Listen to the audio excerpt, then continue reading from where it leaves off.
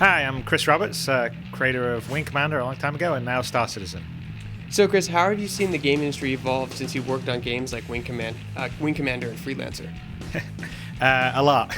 So, like when I first worked on Wing Commander, the PC I worked on had the sort of top end was 640k, but most people had 384k, and I was doing this new thing called VGA, which had 256 colors and 320 by 200 in resolution. So essentially, the iPhone I have now is infinitely more powerful, has 16 gigs, has millions of colors and all the rest of the stuff. So it's a huge change from when I was first doing it, but that's kind of what's fun about the business. It's always something new every year and some new challenge. And how have you seen storytelling improve in games over the years?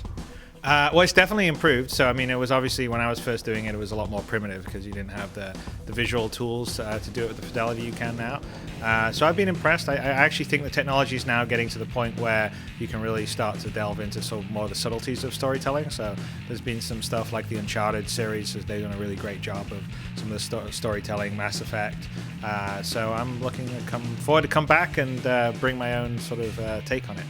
Now, you're a pioneer in Transmedia, bringing Wing Commander to the big screen as a director. Why do you think so many video game adaptations have failed at the box office? Well, I mean, a couple of things. One, first off, just because you're a good video game doesn't necessarily mean that you're a good story, and that I think that's probably a big part of it.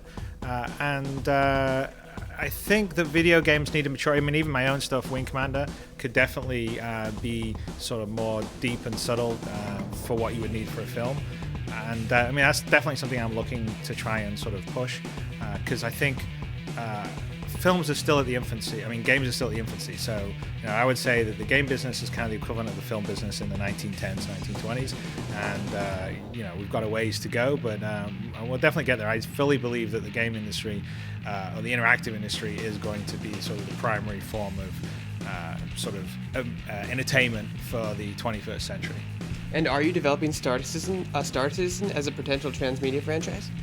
I'm not specifically, no. So I mean, what I'm more concerned about is creating a really cool immersive world that people can go into year after year, and we constantly update it and constantly are telling new stories and letting the players tell their own stories and sort of become immersed and involved in it. And if some other stuff happens, we're going to do a novella based on some of the short stories we're doing. We have a very talented writer called David Haddock that's doing that, and we'll expand our writing team. So I'm not going to rule out the fact that it could go there, but it's not like it was designed to be transmedia. I mean, I'm primarily focused on building a really great interactive world. And how did your time in the game industry help prepare you for Hollywood?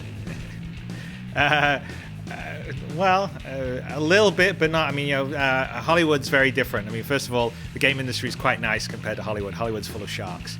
But I did the thing that you do in the game industry is that you definitely have to juggle a lot of balls, and you've got to sort of be aware of the different sort of technical challenges. And directing a team is kind of the same as directing a movie. So the actual aspects of the creative side of filmmaking, I would say that there's a lot of game making that translates across, other than just the pressure's much higher in the film business because you shoot in a very short period of time. So you'll shoot a movie in 3 months or 4 months, whereas a game you'll make over several years, and so you've got time to make your decisions, and you have to be really prepared in the film business. The business side of film isn't particularly great, so I would say the game business side is much nicer than the film business side. But I would say on the creative side, there's definitely similarities. I would just say, like I said, that film, they've been learning how to get a whole bunch of creative people together to achieve one vision for longer than people have been doing in the game business. So they've sort of got a little bit more of that down as a sort of a craft or a system. But I think people can go between them, and I think you'll see people shift between it. Certainly on the artist side, on the music and the sound side, already you're seeing it. I mean, the same artists that do big movies are doing games, and same musicians, same composers, same sound effects people, and so you'll see a fair amount of that because in reality, in movies, you're basically creating a world, a world to sort of escape into, and you're doing kind of a lot of that in games as well.